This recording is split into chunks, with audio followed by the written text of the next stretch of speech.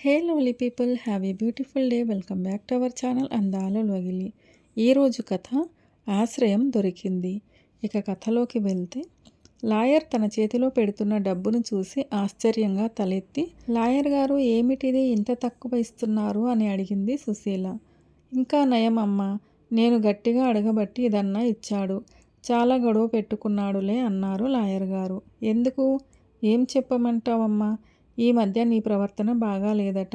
ఎవరితోనో తిరుగుతున్నావని అతడు ఆరోపిస్తున్నాడు. ఉడికిపోయింది సుశీల సిగ్గుతో, అవమానంతో. ముఖం కందగడ్డ అయింది. ఎవరితోనో తిరుగుతున్నావు అంటూ ఇష్టం వచ్చినట్లు మాట్లాడాడు. సుశీల వినలేకపోయింది ఆ మాటలు. వింటుంటే గుండెల్లోంచి ఏడుపు ఉప్పెనలా రాసాగింది. కానీ అది 10 మంది తిరిగే కోర్టు అని ఆపుకుంది. మీరు నమ్మారా సార్? నమ్మలేదు కాబట్టే ఎంతో వాదించాను. కానీ అతడు సాక్ష్యాధారాలు చూపిస్తున్నాడు. నేను గట్టిగా మాట్లాడబట్టి ఏదైనా ఇచ్చాడమ్మా. వయసు చెడ్డది. నీ గురించి నాకు తెలుసు. కానీ ఇలా అయితే నీకు ముందు ముందు భరణం వచ్చే అవకాశం లేదమ్మా. ఆలోచించుకో. అప్పుడు నేను కూడా ఏం చేయలేను అంటూ వెళ్ళిపోయాడు లాయరు. సుశీల అలా ఎంతసేపు ఉన్నదో. అమ్మా నాన్న అదిగో పక్కన కూర్చున్న కూతురు భార్గవి అరిచింది. తల్లి చేతిని కదుపుతూ ఆ పిలుపుతో ఈ లోకంలోకి వచ్చింది. ఇంటికి బయలుదేరింది. ఆకలితో నీరసం వస్తుంది. ఒళ్ళు తూలుతోంది. బుర్ర తిరిగిపోతోంది. అమ్మా, ఆకలవుతుంది భార్గవి అడిగింది. కూతురికి పొద్దుట నుండి ఏం పెట్టలేదు. డబ్బు వస్తే ఏమన్నా కొనివ్వచ్చో అనుకుంది. కానీ పరిస్థితి తారుమారు అయింది. ముందు ఏమన్నా తినాలి, తప్పదు. లేకపోతే ఇంటికి వెళ్ళే ఓపిక కూడా ఉండదు కదా అనుకుని కోర్టు క్యాంటీన్లో 2 ఇడ్లీ తిన్నారు. కొంచెం శక్తి వచ్చినట్లయింది. అమ్మా, నాన్న మన దగ్గరికి రాకుండా వెళ్ళిపోయాడు. క్యాంటీన్ నుండి బయటకు వచ్చాక నడుస్తుండగా అంది భార్గవి. మీ నాన్న చనిపోయాడమ్మా. నువ్వు చూసిన అతను మీ నాన్న రూపంలో ఉన్న మోసగాడు, దొంగ అంది సుశీల కసిగా. భార్గవి తల్లి వైపు ఆశ్చర్యంగా చూసింది. ఇంటికి వెళ్ళాక కూతురికి తనకి అన్నం పెట్టుకుని చింతకాయ తొక్కు వేసింది సుశీల. అమ్మ, డబ్బులు వచ్చాయిగా, ఈ రోజన్నా ఏదైనా కూర చేయొచ్చుగా అమ్మా. ఇవాళ కూడా చింతకాయ తొక్కేనా అంది కూతురు పచ్చడిలో అన్నం కలుపుకుంటూ. సుశీల మనసు భర్త మాటల చుట్టూ తిరుగుతోంది. నేను ఇచ్చే డబ్బుతో ముప్పొద్దులా మెక్కుతూ కొవ్వెక్కి తిరిగి ఆ మనిషికి ఇకపై నేను భరణం ఇవ్వను అంటున్నాడు అని లాయరు చెప్పిన మాటలు చెవుల్లో మారుమోగుతున్నాయి. అన్నంలో చెయ్యి కడిగేసింది. అమ్మ, ఎందుకే అన్నం తినకుండా చెయ్యి కడిగేశావు? తినాలని లేదు. నువ్వు తిని కూర్చొని చదువుకో అని గదిలోకి ఒక పక్కగా చాప వేసుకుని పడుకుంది. అభిరామ్ అన్న మాటలు తలుచుకుంటూ ఉంటే గుండెల్లోంచి దుఃఖం వరదలా వస్తుంది. తన బతుకు ఇలా ఎందుకు అయ్యింది? తను అందరిలా తన జీవితాన్ని గురించి ఎన్నో కలలు కన్నది. మంచి భర్త, చక్కని పిల్లలతో హాయిగా జీవించాలి అనుకుంది. కానీ చివరికి ఇలా అయ్యింది. కన్న తల్లిదండ్రులకు తను బరువైపోయింది. కట్టుకున్న భర్తకు బరువైపోయింది. ఎవరికి కాని బతుకయ్యింది. అందరూ వదిలిపెట్టారు. తనకు తన కూతురికి ఆధారం ఆభరణం. ఇద్దరికీ భర్త ఇచ్చే 800 ఏమాత్రమూ చాలవు. తను ఉండే ఈ రేకుల షెడ్డుకి అద్దె 300. కూతురు చదువు, ఇతర ఖర్చులకు 500లోనే సర్దుకోవాలి. ఇది కూడా ఇవ్వడం ఇష్టం లేక తన మీద లేనిపోని నిందలు వేస్తున్నారు. తన పరిస్థితికి తన మీద తనకే అసహ్యం కలుగుతుంది. ఏం చెయ్యాలి?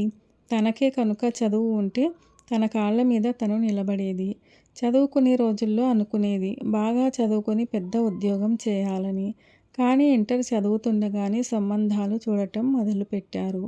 అది తెలిసి కంగారు పడుతూ తల్లికి తన అభిప్రాయం చెప్పాలనుకుంది. అమ్మ, నేను డిగ్రీ పూర్తి చేసే వరకు పెళ్లి చేసుకోను అంది. దానికి తల్లి ఇంత ఎత్తున లేచింది. ఏంటి, ఇంకా చదువుతావా? అసలు 10 అయినా వెంటనే చేద్దామనుకున్నాం. సంబంధం కుదరకపోవడంతో ఇంటర్లో చేర్పించాం. ఇప్పుడు సంబంధం వచ్చింది. నోరు మూసుకుని చేసుకో, చదివింది చాలు.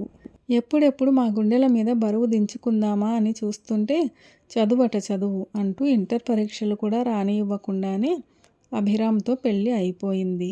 తన తండ్రి ఒక ప్రైవేట్ కంపెనీలో పనిచేస్తున్నాడు. ఆయనకు 3 పిల్లలు, 2 కూతుళ్ళు, 1 కొడుకు. తనే పెద్దది. పెళ్ళైన 6 నెలలకు అభిరామ్కి జూనియర్ లెక్చరర్ ఉద్యోగం వచ్చింది. అంతా సుశీల అదృష్టమని పొగిడారు. తను కూడా సంతోషంగా పొంగిపోయింది. ప్రైవేటుగా చదివి ఇంటర్ పూర్తి చేయవచ్చని ఆశించింది.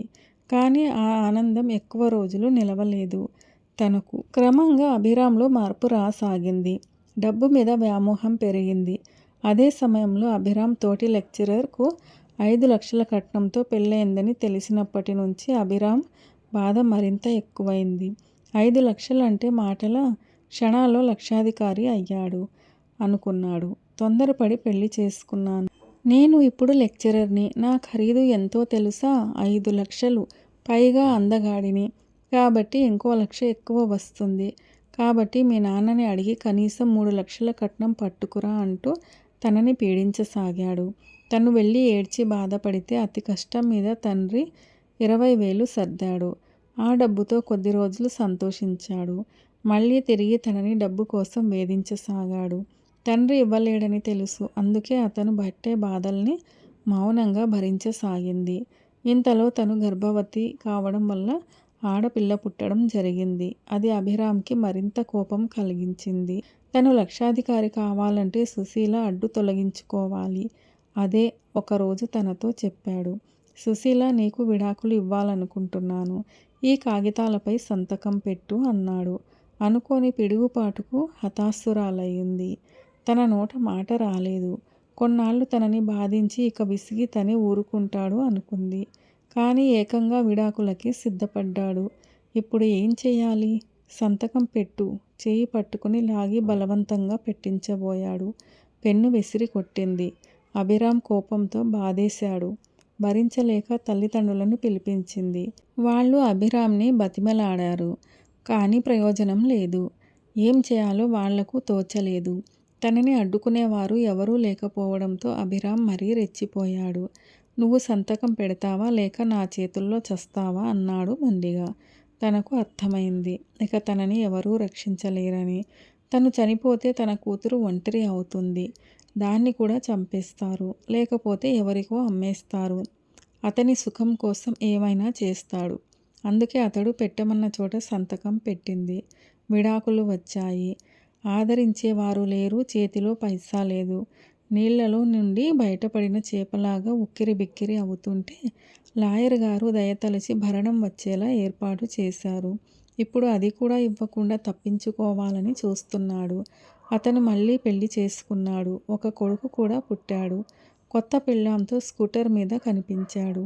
సుశీల చూడాలని కావాలని తన భార్యని బాబుని స్కూటర్ మీద ఎక్కించుకుని సుశీల ఉండే వీధిలోంచి వెళ్ళాడు. సుశీల మనసు కోపంతో రగిలిపోయింది. అతనిచ్చే ముష్టి కోసం ప్రతి నెల ఎదురు చూస్తోంది. ఇటువంటి పరిస్థితి శత్రువులకు కూడా రాకూడదు. ఎంతలా అవమానించాడు. ఇప్పటికైనా కళ్ళు తెరుచుకున్నాయి. చావనైనా చస్తాను కానీ వాడి ముందు చేయి చాపను. కోర్టులో అందరి ముందు ఎంత అసహ్యంగా మాట్లాడి ఉంటాడు. ఆ అమ్మాయి నువ్వు ఎవరితోనూ నవ్వుతూ మాట్లాడుతున్నావట. అతడు ఎవరో ఈ మధ్య తరచూ మీ ఇంటికి వస్తున్నాడట. లాయర్ గారి మాటలు గుర్తుకొచ్చి శరీరం భగ్గుమంది. చీ, ఆడదాన్ని బతుకు ఎంత చులకన అయిపోయింది. మగవాడితో మాట్లాడితేనే చాలు రంకుతనం కట్టే మనుషులు ఉన్న ఏ లోకంలో తను ఏం చేస్తుంది? ఏదో పేరు చెప్పాడు. ఎవరమ్మా అతను? పేరు కూడా కనుక్కున్నాడన్నమాట. విడాకులు ఇచ్చాక తన మీద శ్రద్ధ ఎక్కువైంది అనుకుంది. అమ్మా, అనిల్ అంకుల్ వచ్చారు అన్న భార్గవి పిలుపుతో ఆలోచనల నుండి బయటపడి లేచి ముఖం తుడుచుకుని వచ్చింది సుశీల. ఏంటమ్మగారు అలా ఉన్నారు? అడిగాడు అనిల్ సుశీలని. ఏం లేదు, కొద్దిగా తలనొప్పిగా ఉంది అంది. ఇంటికి వెళుతూ వచ్చానమ్మా, పాపకి ఎలా ఉందో అని అంటూ భార్గవి అని పిలిచి చాక్లెట్లు ఇచ్చి దగ్గరకు తీసుకున్నాడు. కోర్టు దగ్గర నాన్న కనిపించారు అంకుల్. నాతోనూ అమ్మతోనూ అస్సలు మాట్లాడలే అని భార్గవి చెబుతోంది. భార్గవి నోరు మూసుకో, కసిరింది సుశీల. అనిల్ వెళ్ళిపోయాడు. మౌనంగా కూర్చుంది సుశీల. పక్కింటి పిన్నిగారి మాటలు గుర్తుకొచ్చాయి. అమ్మాయి సుశీల, మన వీధి చివర టీ స్టాల్ పెట్టినవాడు ఎవరనుకున్నావు? ఒక కూనికోరు జైలుకెళ్ళి వచ్చాడంట. కాస్త జాగ్రత్తగా ఉండు. అసలే ఒంటరి ఆడదానివి అంది బుగ్గలు నొక్కుకుంటూ. ఆవిడ మాటలకు నవ్వుకుంది సుశీల. తన బతుకు తన చేతుల్లోంచి జారిపోయి చాలా కాలమైంది. అయినా మనిషిని చంపితేనే కూనికోర? తన జీవితాన్ని నాశనం చేసి డబ్బు కోసం కట్టుకున్న భార్యని కన్న బిడ్డని చంపాలనుకున్న తన భర్త లాంటి వాళ్లే అంతకన్నా పెద్ద కూనికోర్లు అనుకుంది ఆవిడ మాటలు విని. ఒకరోజు సాయంత్రం 4 గంటలకు తన ఇంటి రేకు తలుపుల్ని ఎవరో దబదబా బాదుతుంటే తలుపు తీసింది సుశీల. ఎదురుగా అనిల్. అతని చేతుల్లో భార్గవి రక్తపు మడుగులో ఉంది. తన కూతురికి ఏమైంది ఆందోళనగా అడిగింది. మీరేం కంగారు పడకండి. పాప స్కూల్ నుండి వస్తుంటే బైక్ గుద్దేసింది. ఆటో తీసుకొస్తాను. డాక్టర్ దగ్గరికి వెళదాం అంటూ భార్గవిని సుశీలకి అప్పగించి క్షణాల్లో ఆటో తెచ్చాడు. డాక్టర్ దగ్గరకు తీసుకెళ్లారు. ప్రమాదం లేదని మందులు వాడాలి, లేకపోతే సెప్టిక్ అవుతుంది అన్నాడు డాక్టర్. సుశీల బాధగా చూసింది. తన దగ్గర డబ్బులు లేవు. మందులు కొనడం ఎలా అని ఆందోళన చెందింది. ఇంతలో అనిల్ దగ్గరకు వచ్చి 500 చేతిలో పెట్టాడు. ఆ స్కూటర్ వాడిచ్చాడు ట్రీట్మెంట్ చేయించమని. మందులకి వాడండి అని చెప్పి. ఇంతకీ మీరెవరు అని అడిగింది సుశీల. నా పేరు అనిల్. ఈ వీధి మొదట్లోని టీ స్టాల్ నాదే అని చెప్పి అతను వెళ్ళిపోయాడు. ఒకరోజు మధ్యాహ్నం ఇంటికి వచ్చి పాప ఎలా ఉందండి అని అడిగాడు. బాగానే ఉందండి కంగారుగా దాచుకుంటూ అంది. మందులు వేస్తున్నారా? ఇంకేమైనా డబ్బు కావాలా? లోపలికి వచ్చి స్టూలు మీద కూర్చుంటూ అడిగాడు. సుశీల ముఖం కోపంతో ఎర్రబడింది. మందులు వేస్తున్నాను, డబ్బులు ఏమీ అవసరం లేదు అంది సుశీల. అమ్మా బాధపడకండి. ఒక్కొక్కళ్ళ జీవితాలు ఒక్కొక్క విధంగా ఉంటాయి. మన చేతుల్లో ఏం లేదు. మీ గురించి నాకు అంతా తెలుసు. నా జీవితం గురించి కూడా మీకు తెలిస్తే మనం విధి చేతుల్లో కీలుబొమ్మలమని అర్థమవుతుందమ్మా. నా కథ మరొకసారి చెప్తాను అన్నాడు. కొద్దిసేపు పాపతో కబుర్లు చెప్పి వెళ్ళిపోయాడు. మనిషి ఎప్పుడూ నవ్వుతూ సౌమ్యంగా ఉంటాడు. ముఖంలో కరుకుతనం లేదు.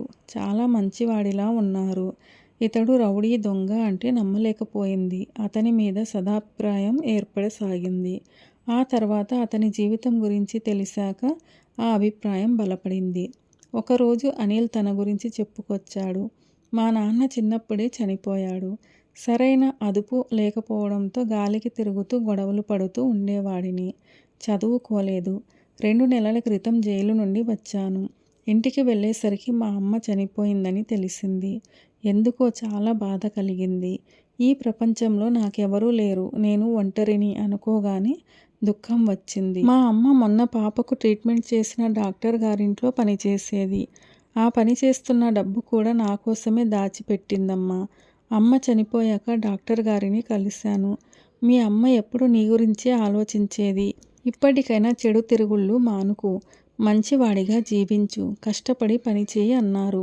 మా అమ్మ నా కోసం కూడబెట్టిన డబ్బుతో ఈ వీధిలో టీ కొట్టు ప్రారంభించాను. డాక్టర్ గారు స్వతంత్ర జీవనం చేస్తున్నందుకు చాలా సంతోషించారు. లోకం అప్పుడప్పుడు గుర్తు చేస్తుంది కానీ పట్టించుకోనమ్మా. ఇప్పుడు నా కాళ్ళ మీద నేను నిలబడ్డాను. మంచిగా బతకడంలోనే ఆనందం ఉందని గ్రహించుకోగలిగాను. ఒకరిపై ఆధారపడకుండా బతకడంలోనే ఎంతో సుఖం ఉందమ్మా అని అనిల్ చెప్తున్నాడు. సుశీల్ అనిల్ వైపు చూసింది ఆశ్చర్యంగా. అతను దొంగ, రౌడీ అనే తేలిక భావం ఉండేది. తన కోసమే తన ఇంటికి వస్తున్నాడేమో, మనసులో ఏదో దురుద్దేశం ఉందో ఏమో అనుకునేది. ఇప్పుడు అతని జీవితగాథ తన కళ్ళు తెరిపించినట్లయితే అతడు తనకి జ్ఞానబోధ చేస్తున్నట్లుంది. లోకం గురించి మంచు చెడులు అర్థమవుతున్నాయి. కొత్త లోకాల ద్వారాలు విచ్చుకున్నట్లుగా ఉంది. వారం తర్వాత సుశీల వీధి మొదట్లో ఉన్న అతని టీ స్టాల్ దగ్గరికి వెళ్ళింది తొలిసారిగా. చిన్న రేకుల షెడ్డు. పరిశుభ్రంగా ఉంది. స్టవ్ మీద టీ మరుగుతుంది. గ్లాసులు అనిల్ శుభ్రం చేస్తున్నాడు. సుశీలని చూడగానే ఏంటమ్మా మీరు ఇలా వచ్చారు? పాప బాగానే ఉందా అని అడిగాడు. ఏమన్నా సమస్య వచ్చిందా కంగారుగా అడిగాడు అనిల్. అంతా బాగానే ఉంది అంది సుశీల. స్టూల్ వేశాడు. కూర్చుంది. పనివాళ్ళు ఎవరూ లేరా? అన్ని పనులు నువ్వే చేసుకుంటున్నావు అంది సుశీల. లేరమ్మా. ఇంతకుముందు నా గతం వల్ల ఎవరు వచ్చేవారు కాదమ్మా. ఇప్పుడిప్పుడే కొంచెం జనం వస్తున్నారు. అందుకని ఎవరినైనా పెట్టుకోవాలనుకుంటున్నాను అన్నాడు. సుశీల హఠాత్తుగా నన్ను పెట్టుకుంటావా అని అడిగింది. అనిల్ నివ్వెరపోయాడు. మీరు నా దగ్గర పని చేస్తారా? అవును అనిల్. నాకేం జీతం అక్కర్లేదు. నాకు నా కూతురికి 2 పూటల అన్నం పెడితే చాలు. నేను టీ చాలా బాగా పెడతాను. అంతేకాదు నాకు రకరకాల పలహారాలు చేయడం కూడా వచ్చు. నాకు పని ఇస్తావా అని అడిగింది. అంతకంటేనా అమ్మా? కానీ అంటూ సంకోచిస్తూ ఆగాడు. ఏమిటో చెప్పు. నేను మంచివాడిని కాదు. నా దగ్గర పనిచేస్తే మీరు ఎన్ని బాధలు పడాలో అన్నాడు. మంచి చెడ్డలు నాకు తెలుసు. అంతేకాదు అనిల్ నేను ఎవరికీ భయపడను. నన్ను అమ్మగారు అని కాదు సుశీల అని పిలువు. ఎందుకంటే నువ్వు నా యజమానివి. నేను నీ కింద పనిచేసేదాన్ని కదా. తుఫాన్లో కొట్టుకుపోతున్న లేడి పిల్లకు వెచ్చని ఆశ్రయం దొరికినట్లు తృప్తిపడింది సుశీల. ఆశ్రయం దొరికింది. కథ నచ్చిందా మీకు? నచ్చినట్లయితే వీడియోను లైక్ చేయండి. మీ ప్రియమైన వారందరికీ షేర్ చేయండి. అలాగే ఛానల్ను సబ్స్క్రైబ్ చేసుకోవడం అస్సలు మర్చిపోవద్దు. వీడియోను చివరిదాకా చూసి కథను పూర్తిగా విన్నందుకు ధన్యవాదాలు. ఇలాంటి మరిన్ని మంచి కథల కోసం stay tune Andala Logili. See you all in another video. Till then keep smiling and be happy.